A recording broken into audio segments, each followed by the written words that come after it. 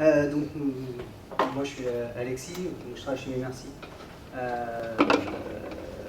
Mais on ne va pas parler spécifiquement de Mimercy, même si c'est une technique qu'on utilise ici en prod depuis pas mal de temps. J'ai fait le pari de faire une live démo, donc vous pouvez sortir, pour ceux qui n'ont pas, vos téléphones, vos ordinateurs, et commencer à soit flasher, soit appeler cette magnifique URL. Je vais vous donner quelques secondes en vous expliquant un peu le pitch et le pari du talk. Le talk, c'est je vais vous expliquer, et on va essayer de faire une démo en temps réel, comment on peut utiliser uWhiskey pour gérer de manière transparente la panne d'un backend. En l'occurrence, comme je suis quelqu'un de hype, ça sera mon beau bébé. Et le deuxième défi qu'on veut réussir à relever, c'est de ne pas perdre de données. Ça, c'est intéressant pour nous. En gros, l'idée du truc, c'est qu'à chaque fois que quelqu'un va loader cette page, je vais incrémenter dans une base, dans une collection Mongo, je vais incrémenter un compteur et je vais l'afficher sur la page. Donc, ceux qui ont déjà loadé la page, ils verront ça, et à chaque fois que vous la reloaderez, il s'incrémentera de X fois le nombre de gens qu'on va appeler la page. C'est un truc un peu tout bête, et je vais essayer d'avancer. Le point numéro 1, c'est bon, ou il y a quelqu'un qui est encore en train de le prendre ou... Voilà, le point numéro 1 pour moi, dans ce qu'on fait, c'est de pas prendre de risques dans ce qu'on essaie de... Voilà, d'accord. C'est juste essayer, voilà, de pas arriver comme ça et juste de déployer son code et juste de se dire allez les mecs, celle-là elle est pour moi, j'essaye. Non. On va essayer un petit peu de prévoir les choses et d'être sûr, de mettre des trucs au milieu là pour être sûr que l'arbre il tombe au bon endroit. Bon. Pourquoi Déjà, pourquoi ce talk et pourquoi j'ai souvent senti le besoin d'en parler, c'est parce que, voilà, chers amis développeurs, c'est souvent un sujet qui est négligé. On pense à la fonctionnalité, mais on part toujours du principe que tout ira bien dans le monde, et c'est pas vrai. Et du coup, on se retrouve avec nos chères erreurs 500 et plein d'autres erreurs selon ce qu'on veut, le crash, le set fault. Voilà, ça serait un peu dur, mais bon, on ne sait jamais, il y en a qui y arrivent. Le but, c'est quand même de sortir une application, telle qu'elle soit, de qualité, pour en tirer un maximum de satisfaction et d'être capable juste de se dire que quel que soit ce qui pourra arriver derrière, on est à peu près confiant dans ce qu'on a fait et on a quand même un peu mieux dans nos baskets, quoi. Juste pouvoir dormir, nous, pendant que le sysadmin, lui, est en intervention, ça vaut beaucoup de grave. C'est aussi une magnifique opportunité pour parler à son copain sysadmin, qui est, je l'espère pour vous, comme c'est le cas chez Mimercy, pas loin de vous. Et accessible. En tout cas, pour moi, c'est vraiment un beau défi de DevOps. Les choses à garder en tête, c'est qu'il y a plein de manières d'implémenter ça, et il y a plein de manières de monter des usines à gaz, et donc de le faire mal. Ma vision, alors ça reste que la mienne, hein, c'est de rester simple, et de ne pas avoir à recoder les choses, ou pas avoir à implémenter. Se dire oh là là, je vais gérer le truc moi-même, et vas-y que je vais gérer mes fichiers, ou que je vais gérer je sais pas quoi. Et donc je vais commencer à accumuler des choses, je vais en faire une lib, parce que maintenant je suis content de mon code à la base, mais je vais l'utiliser dans plein d'applications, et voilà. Et puis un jour il y a un autre dev qui arrive, bon, ça marche moins bien, et mon code vieillit, et puis voilà. Bah, figurez-vous qu'il y a des stacks qui existent, bien entendu, je pense que la majorité d'entre vous le savent, je l'espère. Mais pour moi, il ne faut pas réinventer la roue ou la réimplémenter, il faut vraiment se poser la question de comment bien utiliser la stack que j'ai à ma disposition. Et donc, aller un peu s'intéresser aux outils et à ce qui fait tourner mon code. Ça veut dire aussi qu'il faut la challenger, la stack. Il ne faut pas juste se dire bah, je peux pas. Voilà. Mon truc qui me fait tourner, mon Unicorn, il est bien, mais finalement, il n'y a pas de petits trucs en plus. C'est pour ça que on va parler un peu du WYSIWYG. La stack de démo, on va avoir un petit Nginx simple en front, voilà, des familles, comme on dit. Ensuite, en dessous, pour gérer notre back et sur le fameux protocole WYSIWYG, on va utiliser uWYSIWYG. Alors pour ceux qui ne connaissent pas uWYSIWYG, c'est un application container. Ça permet en gros de faire tourner votre code. Python, oui, mais pas que. Vous pouvez faire du PHP avec, vous pouvez faire tourner du PHP avec. C'est ce qu'on fait aussi chez Mimercy. Oui, on a encore un peu de PHP. Du Go, du Ruby, voilà. Ça marche.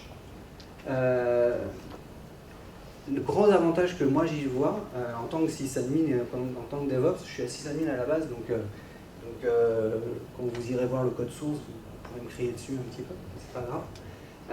C'est qu'il y a plein de fonctionnalités autour. Et c'est aussi son défaut à uWYSIWYG, c'est que la manne, voilà, c'est un enfer, quoi. Donc, mais comme dans toute belle chose, il faut y aller par étapes et prendre son temps pour l'apprécier. Et justement, ce soir, je vais vous montrer la particularité qu'il a, c'est la fonctionnalité de spooling et donc, les process de spooling. Le principe, c'est que quand tout va bien, ça sera la partie verte, je vais avoir un process, donc ça du Flask, parce que je suis hype, mais pas trop quand même. Et qui tourne avec JEvent. Voilà. Et donc ça va me permettre de faire des insertions asynchrones pour être capable de... Ça tourne sur un Raspberry, hein, tous les appels que vous faites en ce moment, allez-y, hein, vous n'hésitez pas. Tous ces appels-là, c'est hébergé sur un Rasp. Alors, ça peut vous montrer que ça tient quand même pas si mal. Je vais faire mes inserts asynchrones et puis je vais afficher ça aux gens qui sont présents. Au moment où Mongo il va mourir, cet insert qui aurait dû aller dans Mongo, je ne veux pas le perdre. Je veux que ça soit seamless pour le user, d'un côté, mais je ne veux pas perdre la donnée. Le principe, il est simple. Pour chaque insertion que j'aurais dû faire, enfin update en réalité, que j'aurais dû faire dans ma collection Mongo, je vais écrire un fichier sur disque. Et je vais avoir un process spécial qui s'appelle un process de spooling, qui est utilisé, qui est fourni, entre guillemets, c'est une fonctionnalité que j'utilise de uWYSIWYG, qui va juste de temps en temps, plutôt, regarder ce fameux dossier avec tous les fichiers qu'il y a dedans et réessayer de se reconnecter de manière régulière à Mongo jusqu'à ce qu'il revienne. Et pour chaque fichier, il va refaire l'insertion. Et de cette manière-là, j'aurais pas perdu de données. Donc, c'est un peu ce que je vais vous expliquer en fait, j'aurais dû mettre ce slide. Quand Mongo est up, j'incrémente le compteur en MongoDB de manière asynchrone. Vous verrez, si vous analysez le code, ça vous intéresse, vous verrez que je n'ai pas besoin réellement d'attendre pour afficher quelque chose. Moi, ce que je veux, c'est juste demander l'insertion. Récupérer le compteur, par contre, depuis MongoDB et l'afficher. Pendant que Mongo est down, je spool un fichier par appel. Hein. Tout ça, c'est par chacun d'entre vous. À chaque fois que chacun d'entre vous fait un appel, j'incrémente un compteur que je garde dans l'app. Ça, c'est pour la partie seamless. Vous verrez quand on fera la démo. Et quand Mongo est backup, le process de spooling de uWYSIWYG va récupérer les fichiers et pour chacune faire un insert, un incrément du compteur. Et ensuite, je reprends comme si tout allait bien, parce que tout va bien. Ok, c'est le moment fatidique. J'espère que vous avez fait pas mal d'appels. On va aller voir ça tout de suite. Donc, pour ceux qui n'ont pas, voilà à quoi ça ressemble. Ah oui, d'accord. Il y a des petits malins qui ont roboté. Très bien. Je les aime toujours, ça. Donc voilà ce que ça donne. Le chiffre en haut, donc, vous avez compris, c'est ce fameux incrément. Et là, j'affiche en plus le nom du serveur sur lequel ça tourne. Chez Mimercy, on aime bien les noms de serveurs Mongo avec des noms compliqués. Et tout va bien, là, il est up, a priori. Peu lent, mais il est up. Ça va. En tout cas, ça va. Ok. Bon. Maintenant, je vous présente mes terminators. Alors, la première ici, ça représente le fameux dossier de spool. vous voyez qu'en ce moment, tout va bien. En gros, je compte le nombre de fichiers qui sont spoolés en ce moment sur le RASP.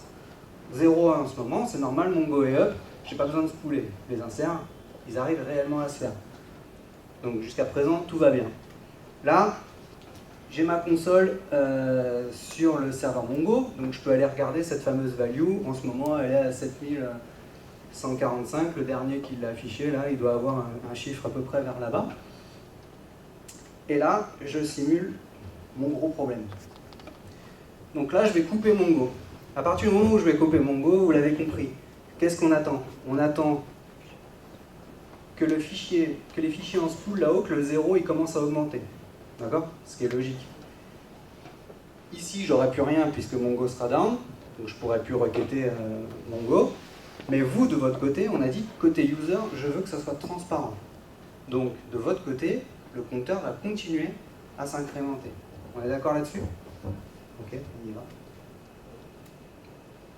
Ok, c'est fait. Que les sysadmins de MiMercy ne hurlent pas. Je l'ai mis en downtime, donc ils ne recevront pas d'SMS.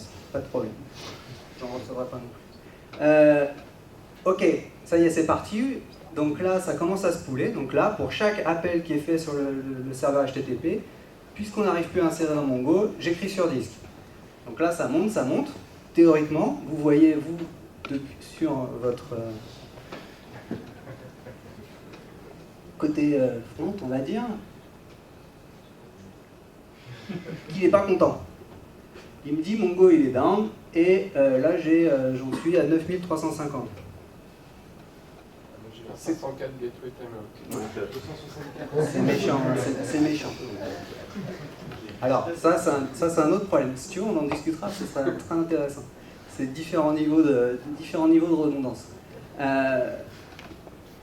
Il n'empêche qu'on a bien le résultat escompté. Pour l'utilisateur, j'aurais pu laisser le truc en vert et prétendre que le serveur Mongo était up, vous ne l'auriez pas vu. C'est vraiment exactement ce qu'on cherchait. De notre côté, on va dire business, ce qui est important, c'est de ne pas perdre toute cette donnée-là. Ça peut être, je sais pas moi, des lignes d'insertion, des appels serveur to serveur avec vos partenaires, des trucs comme ça, et vous ne voulez réellement pas perdre ces données-là.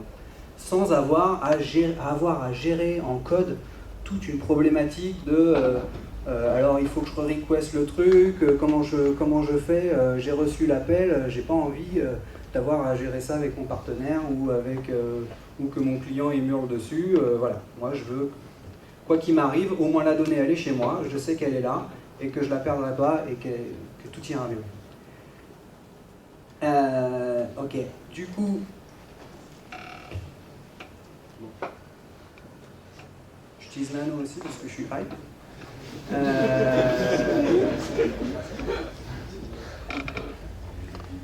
Je vais vous empêcher maintenant de faire les appels parce que le but, ce qui est marrant, c'est d'aller maintenant comparer les chiffres qu'on a.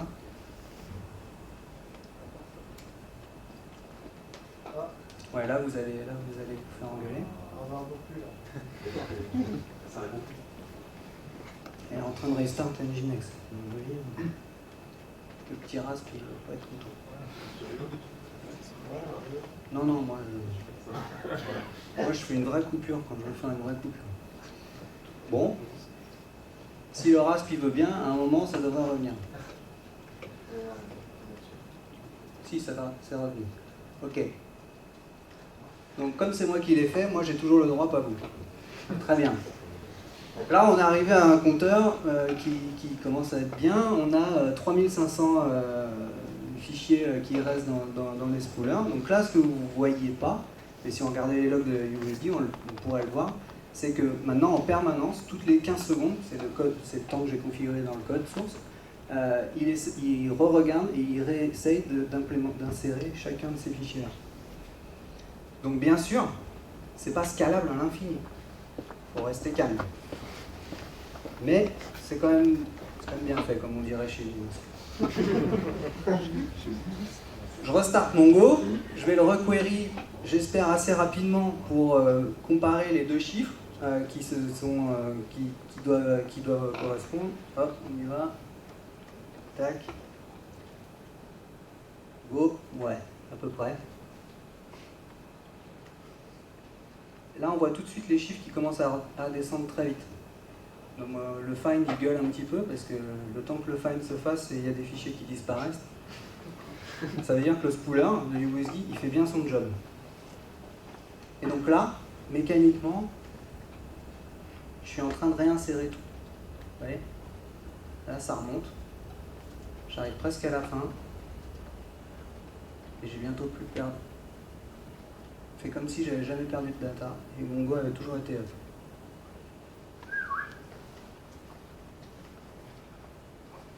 Et là, ce qui est marrant, vous voyez, c'est que comme c'était invisible pour l'utilisateur, j'avais déjà le bon chiffre. Donc j'ai re-refresh, ça a incrémenté uniquement 1. Et ensuite, là, je continue. Et maintenant, tout va bien. Ok. Bon. Je suis assez content, c'est une live démo qui a marché.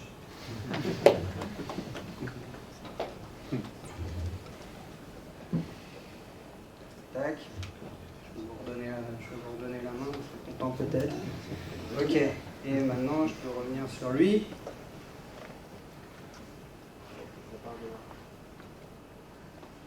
Si, j'en ai marre. Ça va se faire tout seul. Voilà. C'est tout.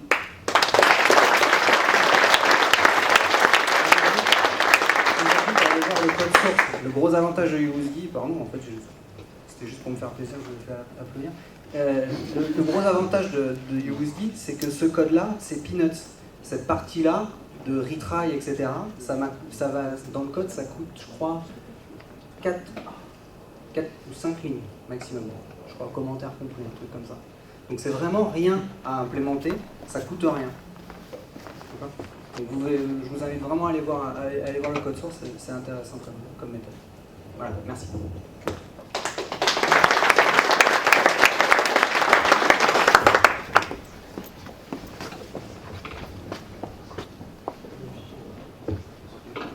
Merci pour la presse. Pour l'archi que tu nous as montré, là, pour ton overflow, tu as déjà essayé de brancher directement sur le service de stockage d'Amazon, un truc, un service de stockage en cloud S3, merci. Costaud, ça marche aussi ou pas? Alors si tu l'héberges dessus, oui, tu dois pouvoir, oui. Ouais, après depuis... c'est arrivé il n'y a pas très longtemps, à l'Europython 2014, on est allé voir les devs de USD et on lui a demandé de mettre en place le spooling sur disque en asynchrone à travers JEvent. Donc même si ton backend ou ton disque, entre guillemets, il est lent, ton spool file il arrivera quand même. Donc même ça, c'est peanuts. Donc je pense que ça doit bien marcher. Si ça marche plutôt bien sur un tirage. Après, j'ai jamais directement essayé. Nous, on a quasiment rien sur Amazon. Parce que ça a l'air d'être quand même assez robuste quoi, pour gérer ce genre de trucs. Et sur des disques, est-ce que vous l'avez déjà mis en prod, ce genre de truc ou pas? Ah ouais. Ah, ça en prod en ce moment, nous ça fait plus de 3 ans que c'est en prod ce genre de truc. Donc, sur quoi? Sur SSD, vous les avez tués? Non, sur des disques, alors nous aussi, enfin, c'est des disques en 15 000 standard. Pas d'SSD, t'as pas besoin d'SSD pour implémenter un truc comme ça.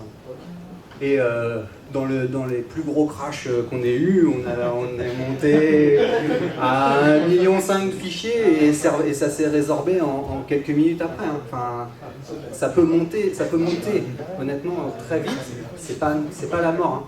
C'est du C derrière, il est plutôt malin Roberto, c'est le mec qui fait USD, il est plutôt malin, il a fait sa propre. Donc vraiment ça va. Tu peux y aller. Ok, merci.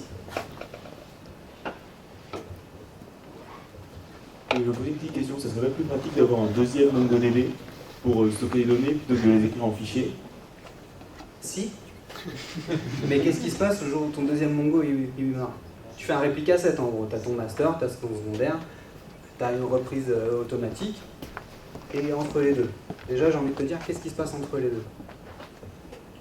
Il y a une bascule. Dans tous les cas, tu as une bascule. Qu'elle soit micro-seamless ou non, tu as une bascule. Qu'est-ce que tu fais sur cet appel-là là? Tu l'implémentes toi-même, tu l'implémentes pas toi-même, qu'est-ce qui se passe quand ton deuxième secondaire, ou le switch qui est entre les deux, il meurt? C'est toujours le même truc. Qu'est-ce qui se passe si tu es un fou et que tu es sur Amazon et que tu te dis, allez, je vais mettre mes fronts à Dublin et mes back-ends de Mongo, je vais les mettre à West Coast. Tu vois? T'es malade. Mais ça marche. Pourquoi? C'est qu'une question de latence, c'est qu'une question de socket. Tant que tu as ton lien et que tu fais confiance à Amazon, tout va bien. Tu pourrais. Pourquoi pas?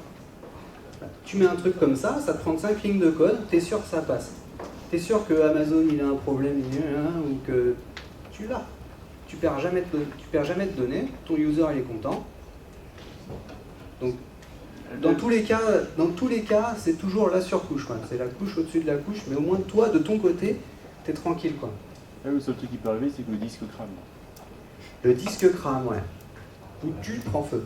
Ça marche aussi. Non, mais bien entendu, le disque crame pendant qu'il a son million, ou parce que tu es en train d'écrire le million, tu le fais cramer. Ok. Il n'y a pas une tolérance, il n'y a pas la tolérance de la tolérance infinie. Après, tu n'as qu'à nous dire, bah, mes disques, c'est un RAID 10. Bon. Tu peux passer à l'XT4, on est en 2014, et encore. En tout cas, voilà, il y a des solutions à tous les niveaux. Celle-là, elle coûte rien, et c'est qu'une infime partie de ce que USG est capable de vous offrir. On va prendre encore quelques questions, mais sachez que chaque question refroidit les pizzas. Je dis ça. Ah, mais c'est des passionnés aussi. En termes de scalabilité, là c'est le cas où vous avez un USB avec un seul backend. Comment ça se passe quand vous avez plusieurs frontaux? Est-ce que vous êtes obligé d'avoir un seul frontal USB avec plusieurs, un mode empereur avec NI worker? Est-ce que vous êtes capable déjà de spooling sur deux instances en parallèle ou est-ce qu'il faut avoir un même disque? Comment on gère ces cas-là? Est-ce que ça Alors, tu peux faire du remote spooling, c'est-à-dire une application peut par exemple spooler pour une autre. Tu peux, donc si côté sysadmin tu commences à te faire des montages un peu bizarres avec du NFS et tout, tu peux t'amuser. Nous, c'est pas comme ça en fait qu'on l'utilise. Nous, on fait des par unité, tout simplement. Donc chaque unité est indépendante, elles sont load balancées et basta. Donc tu mets ton curseur un peu comme tu veux, niveau front. Tu peux aussi avoir plusieurs. Là, j'ai fait un process front, un process de spooler. Mais quand tu as un gros problème, ou si tu veux être sûr que ça se revient vite quand tu as un problème, tu peux mettre 10 process de spooler derrière, avec toujours un seul front, ou faire l'inverse. Si tu t'en fous, ça peut revenir tant que ça veut. Comme ça n'a pas trop d'impact quand le Mongo revient. C'est à toi de voir.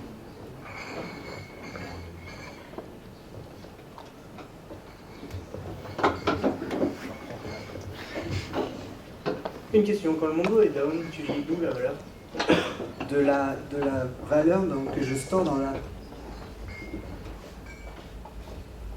D'accord, tu fais comment quand tu as plusieurs frontaux du coup? Chacun a sa propre valeur? Ouais, qui est localisé par le load balancer. Donc, point de vue par user, tu restes consistant. Mais au niveau, à travers tous tes users, pas vraiment. Si ton user tape sur la même instance à chaque fois. C'est pour ça que je dis qu'il faut que ton load balancer soit mal. Et du coup, le USG rejoue les split files dans l'ordre? Oui. Okay. Tu as même un système de priorité à l'intérieur. S'il y a des messages que tu veux qui remontent avant et d'autres après, tu peux aller un peu assez loin. D'accord, cool. Tu peux t'amuser.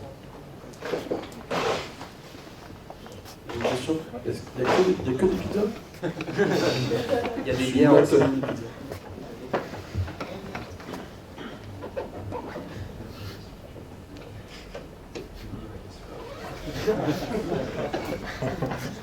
Autour d'une bière, tu l'as. Dernier.